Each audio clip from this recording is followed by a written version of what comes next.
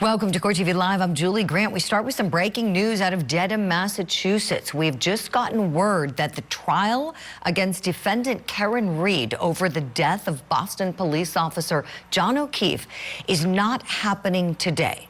A court spokesperson has let us know that due to unavoidable circumstances, the trial is not happening today. So our team on the ground there is working to try to get more information and find out why. So what exactly could this mean? And what does it practically mean for the sides, for the attorneys, for the witnesses, all of them involved? Let's bring in our legal analyst guest, Attorney Randolph Rice. I used to head up the gang unit in the district attorney's office where he was a prosecutor for many years. Randolph, boy, this was a surprise. Everybody was ready to go, and we don't have a lot of information. Just we hear that this is due to unavoidable circumstances. No trial happening today. Well, I'm not going to ask you to speculate on the reasons why. What does it do practically for the lawyers? Let's say the lawyers, the jurors, the people who are coming prepared to do things today, witnesses, all of that. Would you kind of take us behind the scenes as to how things get reconfigured when something like this occurs? Yeah, this is found time, Julie. I mean, this is amazing when you hear something like this as an attorney, because when you're in the middle of a trial, let me sort of take you inside of this mindset of a lawyer during a trial. You are so exhausted, busy, and you know this from when you practice, is that it's just nonstop. To get a day break, to get some time to catch up, to maybe go back and review testimony, to think about what you're going to ask next, who you're going to call next, how you're going to answer or to ask questions of a prosecutor's witness.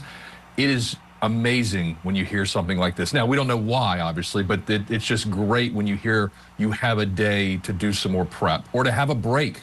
It's great. Right. I love what you said, Randolph, how you called it found time. Because you're right, as a trial attorney, it's very stressful being in the trenches and trying cases.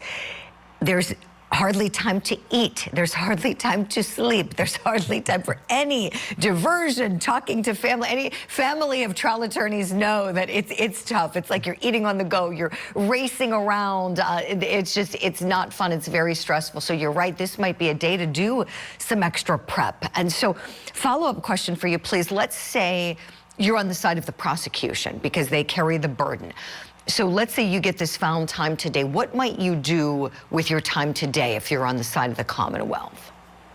Well, that's tough. And like you said, Julie, and it's hard to sort of explain this unless you've gone through a very long trial. And while it may not be physically challenging, for some reason, at the end of the day, you are beat, tired. You just feel like you've run a marathon for some reason. It's because you are mentally on for 8 hours. So there's two things the prosecution could do. One, they could take a day of rest, which they may need. They may need that with all the different witnesses, all the sort of the constant, berating questions from the defense that they've had to sort of fight against.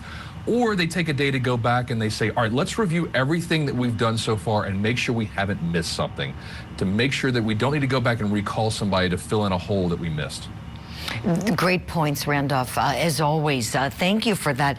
We still are working to find out the reason why. So our team is there. We're in place. We were all ready to go to bring you this trial today.